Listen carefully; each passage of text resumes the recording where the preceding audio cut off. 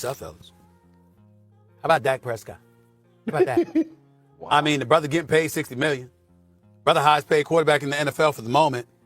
Not only has Jalen Hurts been to 2 Super Bowls, which is 2 more Super Bowls than Dak Prescott has been to, he's also been to 2 NFC Championship games, which is 2 more than Dak Prescott has been to.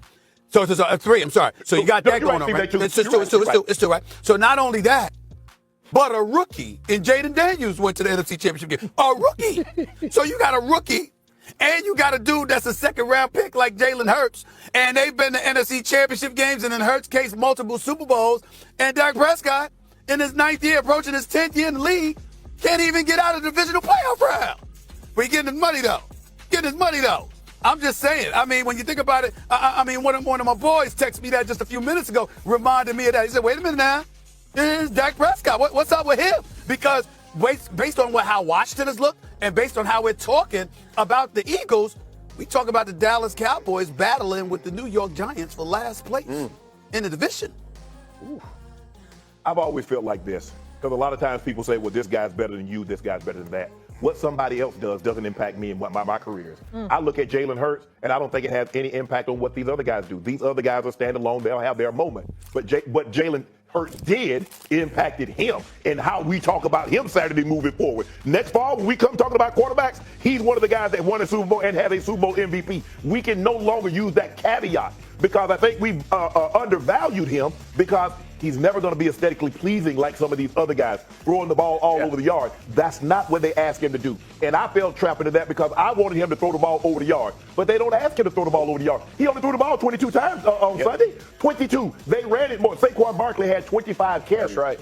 So you see the way they're built. They're built to run and throw out. They're going to throw it when they want to, but they're not going to let you dictate when they throw it and how much they throw it. So for me, I don't think it impacts Lamar. Lamar is a 2-time league MVP. If Lamar Jackson quit playing tomorrow, Lamar Jackson is the first ballot Hall of Famer. Now I'm not so sure about these other guys. I'm not sure Burrow is the first ballot. I'm not sure Josh Allen is the first ballot. But when you are Lamar Jackson and you're a 3-time first team All NFL player, you're a two-time MVP. Yeah. But I don't think it impacts. You got to be careful because you know those saying, what you eat don't make me go to the bathroom. What Jalen Hurts accomplished should not impact one iota. What it should do is make us highlight and emphasize just how good Jalen Hurts is. And I agree with the part about Jalen Hurts. Like, I think he is way undervalued. I've defended him all season. And their style of play, right? And I think that's what I love about Jalen Hurts is that when he threw for 60 whatever yards and everybody's talking about his yards and feet and all that kind of stuff, he don't get up there, man, and divide his team, right? He is the perfect teammate. That's why they win. And when he's asked to do something, he continually shows he's fully capable of doing it. I will say this though, the pressure to me does go back to the top quarterbacks of our game. I'm putting that in quotation because there are a lot of them, right? I mean, the Burrows, the Lamar Jacksons, the Josh Allens. Take Mahomes out of this category because he's in a category all his own for how his career started. But those guys, in the largest moments, Hurts continues to show up.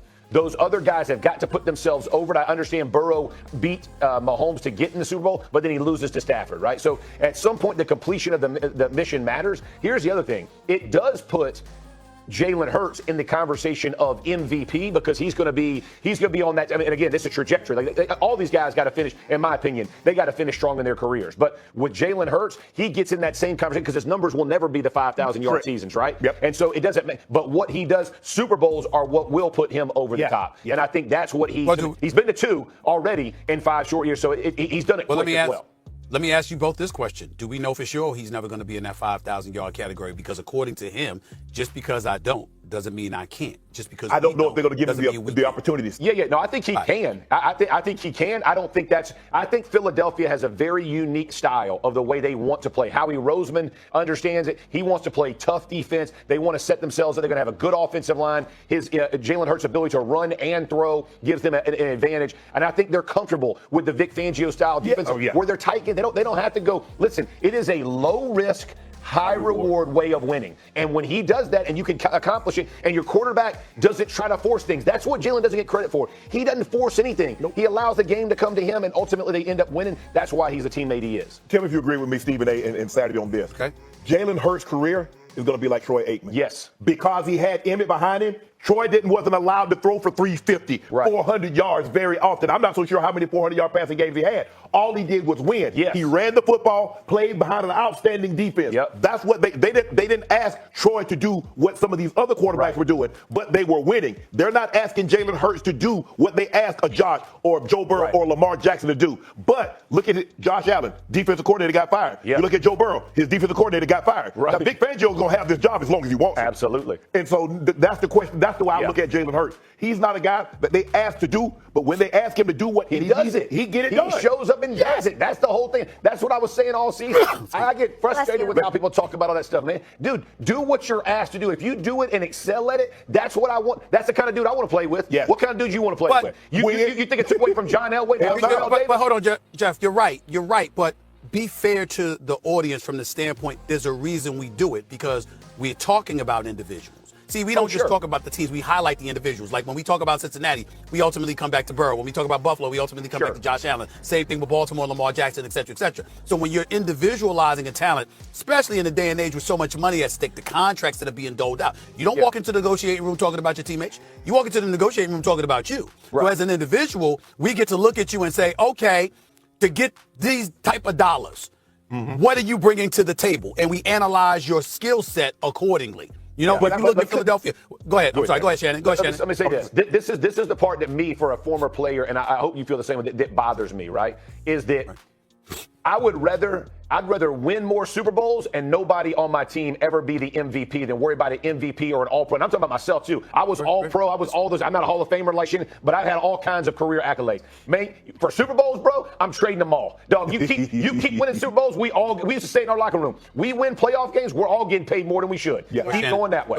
Everybody eats. But when we look at Jalen Hurts, I think the criticism at the beginning of the year was warranted. He was turning the ball over at an alarming rate. Right. Yeah. Stephen A., we asked the question. The year they went to the Super Bowl, and he finished second, if I'm not mistaken, in the MVP. That's right. Is this the new norm, or was this an anomaly? Right. Because the following year he came back and he turned the ball over half the season. He had more turnovers in half the season than he did in the entire season. Yeah. So that's what we were asking. And he picked right up. He was turning the ball over earlier this year. But I love that. But here's the thing. He also had another coordinator. Again, right? He's had, coordinator after coordinator after coordinator. Three years. Yeah, like part of that is just getting adjusted. Like it doesn't just. But the Jeff, reason Kansas City's been so good is they've been so leaving stable. out one thing. Andy Reid, defense coordinator, all that. It matters, y'all. Yeah, you're right. You're right. But Jeff, you being a center, you being on that offensive line, you knowing everybody talks about the brain trust of the team sometimes is at the position you played and played at a very, very high level.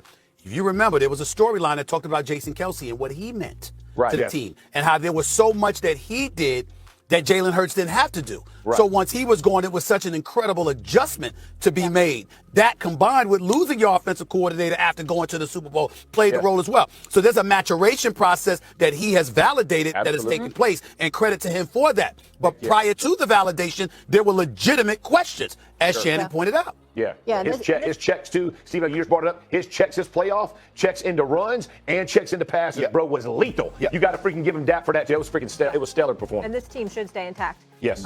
You're done. So am I not going to see you for a minute? No, you're here tomorrow. No, I'm here tomorrow. I'm not here tomorrow. Oh, Jeff, you're the best. it's been so much fun. I So appreciate much fun. it. So Now much y'all fun. listen up, because this here's straight from the heart of Texas. Dak Prescott ain't just talking, he's feeling it in his bones. The Dallas Cowboys are knocking on that Super Bowl door, and he believes it's about time. They bust right through. He ain't blind to their playoff stumbles, but he's looking ahead, not behind. With Brian Schottenheimer calling plays. So, here we go again. Dak Prescott is confident. He's convinced the Cowboys are right there with the Philadelphia Eagles. But are we really? These comments came during a charity event, where Dak spoke about how close this team is to overtaking Philly. And sure, if you look at certain stats, like our head-to-head matchups or overall record, you could argue there's some truth to that. But when it really matters, when the season is on the line, the Eagles have consistently outperformed us. Playoff wins, deep runs, dominating performances in crucial games. That's where the real gap is.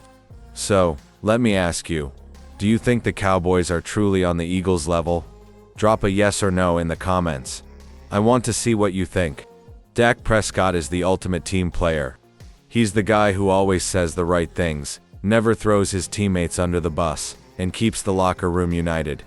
But here's the problem sometimes. A quarterback needs to apply pressure on his own franchise. Look at guys like Aaron Rodgers or Joe Burrow. When they see issues in their team, they speak up. They push for better coaching, stronger rosters, and real changes. Dak, he avoids controversy at all costs. That's great for chemistry, but does it really help the Cowboys take the next step? What do you think? Should Dak be more vocal about the team's flaws, or is he doing the right thing by staying positive? Drop your thoughts in the comments.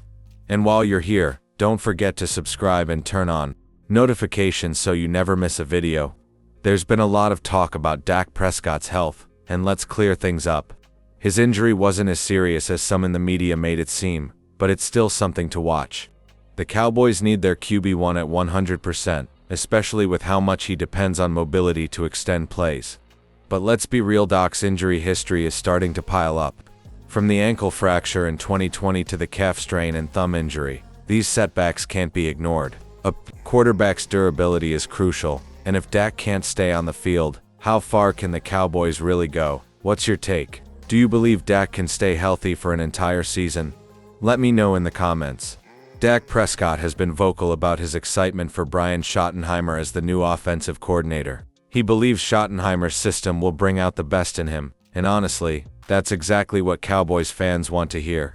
But is this really the change that takes Dallas to the next level? The chemistry between a quarterback and his play caller is everything. Dak had years under Kellen Moore, with mixed results. Now, with Schottenheimer in charge, the offense could lean more on structure and efficiency rather than constant improvisation. But will that be enough against elite defenses? What do you think? Will Schottenheimer's system help Dak take the next step, or will it hold him back? Drop your thoughts in the comments. While Dak's comments about the Eagles grabbed attention, what he said about the Cowboys' running game might be even more concerning. He admitted the team needs to be better on the ground, something every Cowboys fan has noticed. But the real question is, how do they fix it? Last season, the rushing attack was inconsistent at best. Tony Pollard showed flashes, but he wasn't the same after his injury, and the offensive line struggled to create lanes. Without a strong run game, defenses zeroed in on Dak, making life much harder for him. So what's the solution? Do the Cowboys need to invest in a new running back, or is it just a matter of adjusting the scheme? Vote in the comments and let's see what the fans think.